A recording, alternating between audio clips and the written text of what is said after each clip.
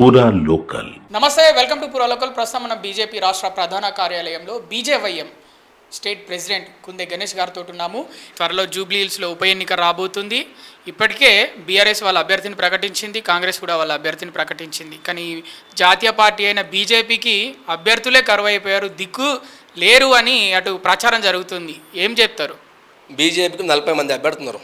బొచ్చడు అభ్యర్థులు మా దగ్గర పార్టీలో ఉన్నారు. మేము వాళ్ళాక నవీన్ యాదవ్ ఎంఐఎం పార్టీ నుంచి పోటీ చేసినట్టు నవీన్ యాదవ్ను తీసుకొచ్చి రోజు కాంగ్రెస్ పార్టీ అభ్యర్థి చేసింది. ఇంతకుముందే పోయి నవీన్ యాదవ్ పోయి అసౌద్దీన్ ఓవైసీ కాలు మొక్కి ఆశీర్వాదం తీసుకొని పోతా ఉన్నాడు. గదిగా నవీన్ యాదవ్ చరిత్ర నవీన్ యాదవ్ వాళ్ళ మాకు ముత్యం లాంటి అభ్యర్థి ఈరోజు జూబ్లీహిల్స్లో ఉండు. పార్టీకి దానికి ఒక సిస్టమ్ ఉంటుంది, పార్టీలో దానికి ఒక ప్రక్రియ ఉంటుంది. ఆ ప్రక్రియ అనుగుణంగా ఈరోజు అభ్యర్థి ఎంపిక ఉంటుంది. కాబట్టి ఎక్కువ అభ్యర్థులు కాబట్టి ఎక్కువ పోటీ ఉంది కాబట్టి మాకు లేట్ అవుతుందని చెప్తా ఉన్నా. నేను నవీన్ యాదవ్ని హెచ్చరిస్తూ ఉన్నా. నవీన్ యాదవ్ అనే వ్యక్తి చిన్న శ్రీశైలం యాదవ్ కొడుకు. ఆయన చరిత్ర అంతా తెలుసు ప్రజానికానికి. ఆయన ఏం చేసిండు, ఎన్ని దందాలు చేసిండు, భూ కబ్జాలు చేసిండు. అటువంటి వ్యక్తి జూబ్లీహిల్స్కి వస్తే జూబ్లీహిల్స్ ప్రజలు చెప్పుతో కొట్టి పంపిస్తారు. తెలుసు వాళ్ళకి, వాళ్ళ చరిత్ర తెలుసు, వాళ్ళ ఫ్యామిలీ చరిత్ర తెలుసు, అంతా తెలుసు. కాబట్టి రాబోయే రోజుల్లో భారతీయ జనతా పార్టీ అభ్యర్థి అక్కడ గెలుస్తూ ఉన్నాడు. మా భారతీయ జనతా పార్టీ అభ్యర్థి ఎవరైనా సరే మా పుష్పం లాంటి మా అభ్యర్థి అక్కడ గెలిచి భారతీయ జనతా తెలంగాణలో ఒక రాజకీయ మైలేజ్ తీసుకొస్తానని చెప్తా ఉన్నా. అక్కడ ముస్లిం ఓట్లు ఎక్కువ ఉన్నందునే బీజేపీ పార్టీ ఎక్కువగా సీరియస్గా తీసుకోవట్లేదు జూబ్లీహిల్స్ సీటుని అని అందరూ అంటున్నారు. ముస్లిం ఎంత ఉన్నారు? మా అంటే 1,10,10 ఉన్నారు. ఎన్ని ఓట్లు ఉన్నాయి? మస్తు ఓట్లు ఉన్నాయి. ముస్లిం ఒకవైతే మా హిందువులు అంతా ఏకంగారా?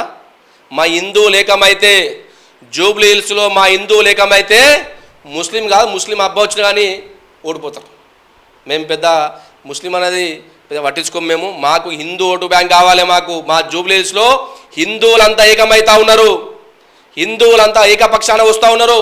మేము వారి కోసం పనిచేస్తూ ఉన్నాం. మేము హిందువులను అందరూ కూడా ఆహ్వానిస్తూ ఉన్నా.